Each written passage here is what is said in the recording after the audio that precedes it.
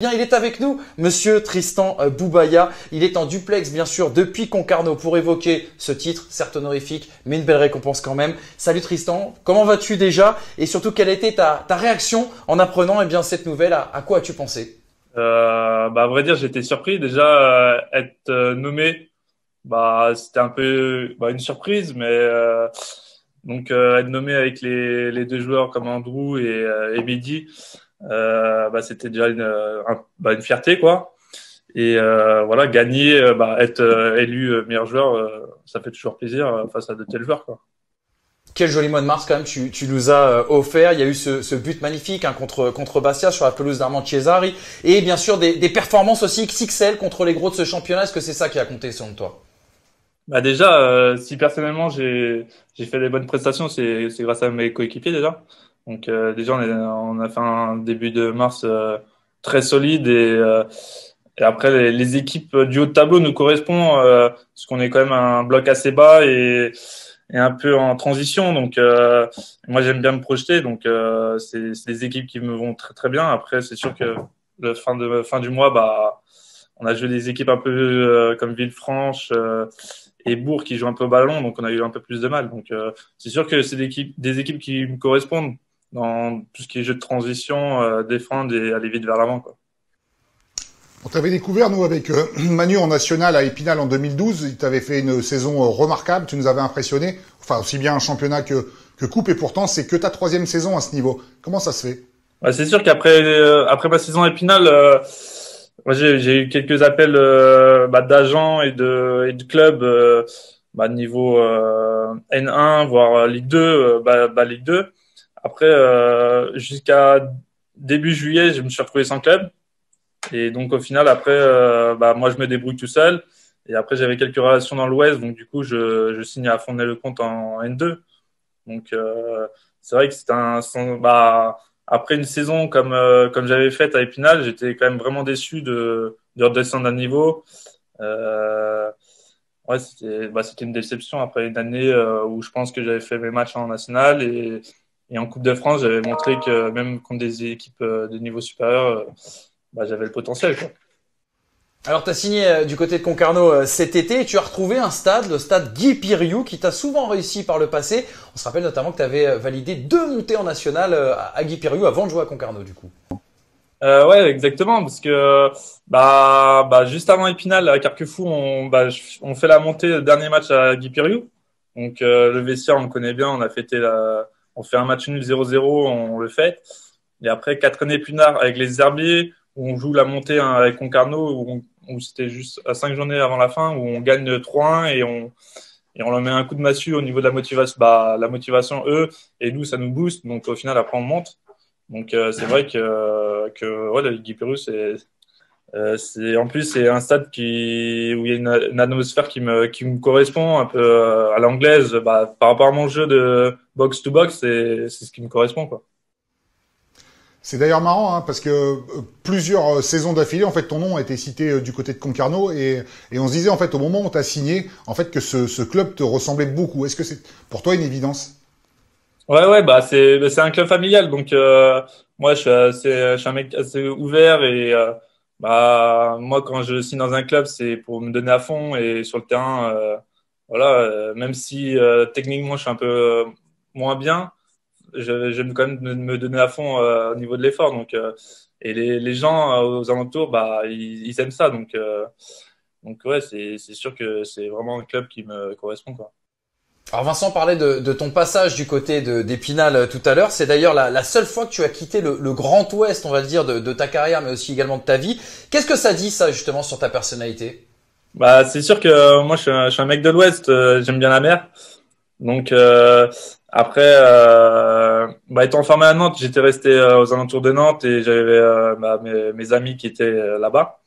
Moi ma famille est de Saint-Malo, du coup breton pur souche, quoi. Du coup j'étais parti 1 an à Épinal, c'était une expérience que je regrette pas du tout parce qu'il y avait un super effectif et ils m'ont bien accueilli. Après c'est sûr que l'été à Épinal il fait chaud et on n'a pas la mer. L'hiver, il fait très très froid. En plus, on a eu un hiver où il y avait 3 mois de neige, donc très très compliqué. Moi qui, c'est pas, c'est pas une région qui me correspond l'Est. Donc du coup, vu qu'on descendait, je comptais pas rester en N2 à Épinal. Donc moi, si c'était pour revenir en N2, c'était forcément dans l'Ouest en fait. Donc après, si c'était un niveau au-dessus, bah j'allais avoir, il y avait aucun souci sur la destination, mais ouais, c'est sûr qu'en N2, c'était resté dans l'Ouest. Et là, bah cette année, si c'était N1, j'aurais pu encore choisir une autre destination, mais là, c'est trouvé que Concarneau s'est fait assez rapidement, quoi. Tout à l'heure, on parlait de cette saison 2013 justement et ce parcours en Coupe de France où tu mets quand même un doublé contre Lyon, c'est pas rien. Ouais. Et ensuite, tu élimines ton club formateur, Nantes. Est-ce que je pense que c'est ton plus beau souvenir? Ouais, bah en plus on avait un groupe de copains, donc ouais, c'est vraiment un bon souvenir. Lyon, l'ambiance. Bah, on fait 2 matchs à domicile, Lyon et Nantes, où il y avait une super ambiance. Et après, bah, moi, ce que je garde quand même en souvenir, on a eu la chance d'aller à Bollaert et jouer devant le COP. Et nous, il y avait 2-3 000 de supporters d'Épinal qui étaient venus. Du coup, il y avait une super ambiance. Et même si on avait perdu, pour moi, c'est peut-être un peu plus haut que Lyon, quoi, au niveau des souvenirs au Bollaert. Bon Tristan, toujours un plaisir bien sûr d'évoquer tous ces beaux souvenirs avec toi, parce que ça fait quelques années qu'on a l'habitude de te côtoyer. Mais comme nous, bah t'as vieilli, et ça t'as plutôt mieux vieilli que nous d'ailleurs, on pourrait le dire ainsi. T'as pris en responsabilité bien sûr ces dernières années, capitaine de la réserve notamment du côté de Lorient l'an dernier, et puis cette année, on le sait, tu es l'un des relais de Stéphane Le Mignan sur le terrain. Est-ce que ça te plaît justement ce nouveau rôle, ce rôle de leader? Ah oui, c'est sûr que bah, moi je suis un mec d'assez ouvert, donc bah moi relayer les infos et moi la relation entre les anciens et les jeunes, j'arrive bien à gérer. Et surtout que bah là pendant 3 ans à Lorient, j'avais des jeunes, ils avaient 20 ans, bah de 18 à 21 ans, donc c'est une nouvelle génération, ils ont des comportements complètement différents à ce qu'on avait nous étant jeunes. Du coup là, c'est ce qui est bien à Concarneau, c'est qu'au final, moi, j'ai les anciens ou c'est ma génération que bah on a les mêmes sujets de conversation et sachant qu'il y a les jeunes. Du coup, moi, j'ai fait 3 ans à Lorient avec ces jeunes que je connais un peu leur comportement. Donc du coup, j'essaye de faire le relais avec déjà les 2 générations. Et avec le coach, on a une philosophie de jeu qui match quoi. Du coup. Bah, sachant qu'à Lorient, le coach de la réserve a un peu un peu la même philosophie de jeu, donc du coup, il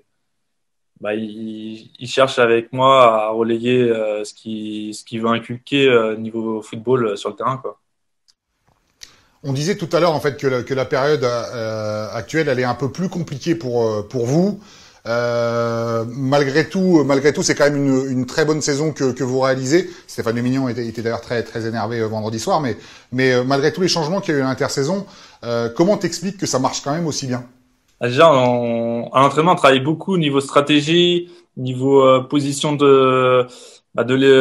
des joueurs offensivement et défensivement. On travaille beaucoup par rapport à ça.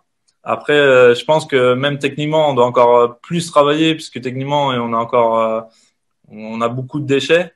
Mais c'est sûr je pense qu'on a beaucoup travaillé. On a eu 8 semaines de prépa, donc on a beaucoup travaillé et on a essayé de prendre un peu d'avance niveau stratégie, niveau de position de jeu sur le terrain. Donc, et en national, une fois que tu es solide et que offensivement, tu as des positions assez claires, c'est sûr qu'on a des bons résultats, quoi. Tristan, on est à 5 journées de la fin. Et oui, c'est bientôt la fin de cette saison 2020-2021. Il y a un match retard pour l'US Concarneau avec la réception, bien sûr, du Red Star. Ce sera ce mercredi. Vous n'êtes qu'à 2 points de la 3e place occupée par Orléans. Est-ce qu'on y pense un petit peu au sein du vestiaire à cette place de barragiste? Est-ce qu'on ose en parler un petit peu?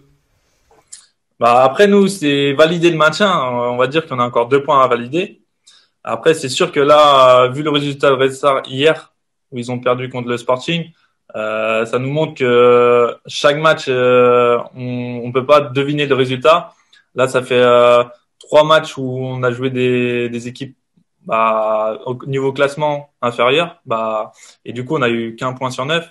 Et alors qu'on avait joué des gros et on avait pris beaucoup de points. Donc c'est sûr. Après, le Red Star, c'est voilà, si on gagne, on passe 3e. Si on peut s'offrir une course pour les barrages bah, tant mieux. Après, si on perd, hein, ça voudra pas dire qu'on sera pas dans la course, qu'au final, ça se tient tellement à peu de points que on peut jouer toujours les barrages, même si on perd mercredi, quoi. Mais c'est sûr que c'est une belle affiche. On a bien compris, hein, la réponse est ni oui ni non, bien évidemment. Et à la 34e journée, on aura bien sûr une réponse définitive. Merci beaucoup Tristan d'être venu bien discuter avec nous, d'être venu parler de cette carrière. Félicitations encore pour ce titre du joueur du mois de mars 2021. C'est amplement mérité. Ça marche, merci beaucoup.